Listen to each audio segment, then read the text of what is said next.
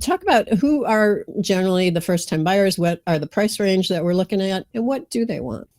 Great question. Thank you, Kirsten. So the average buyer in the United States right now, their age is 38 years old. So that represents the cusp of the millennial generation. Millennials. Yeah, the millennial generation is the largest first-time homebuyer group now.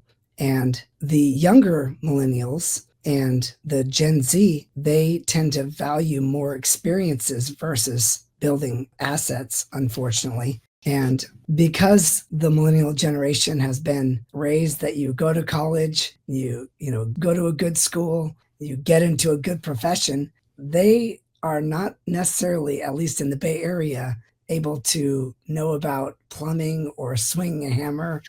And they were raised by their baby boomer parents, and they were not ever schooled in those things. That wasn't go part to of college. Go to college so you don't ever have to swing a hammer. Yeah. Until you own a house. But yeah.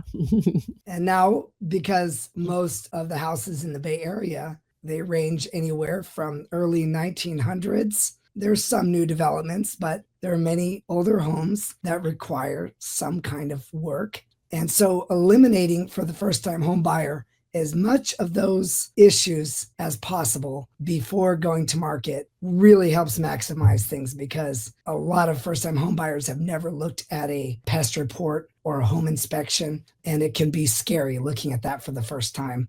Yeah. And so we tried to eliminate all of the things that would cause concern, especially in the realm of 800,000 all the way up to maybe 1.4 million in our area tend to be the first-time home buyers. First-time buyers. Okay. Once you're 2 million and up, it changes, with the rare exception of the tech buyer who was in early on a startup and had a good payout when it went public or was sold, with that exception. So handling some of the major things like updating the electrical so that it can be pleasing for an insurance company, because we're in quite a new insurance world right now, especially in California, after all the fires and everything. That's a whole other episode that you and I could have. That is a whole other episode for sure. Yeah. Okay. Well, I mean, that is very interesting. So there is money to be made if you understand that about the market, and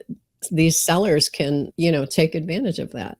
Thank you for joining us today for another episode of Absolute Trust Talk Live. If you enjoyed listening in, then don't forget to subscribe. You can find us on Apple Podcasts or wherever you may listen by searching Absolute Trust Talk. While you're there, we would also love for you to leave us a review. And then why not share your favorite episodes with family, friends, or colleagues too? You can find all of our shows and corresponding show notes by visiting absolutetrustcounsel.com. You'll also find a variety of other free resources, including our ebooks, videos, blogs, presentations, and more. If you need help with your estate planning or administration, we also offer a free discovery call to help get the process started. You can find more information on booking your session by visiting absolutetrustcounsel.com/scheduling. Don't forget to keep an eye out for our next live episode. If you join us for the broadcast, you can submit questions during the show.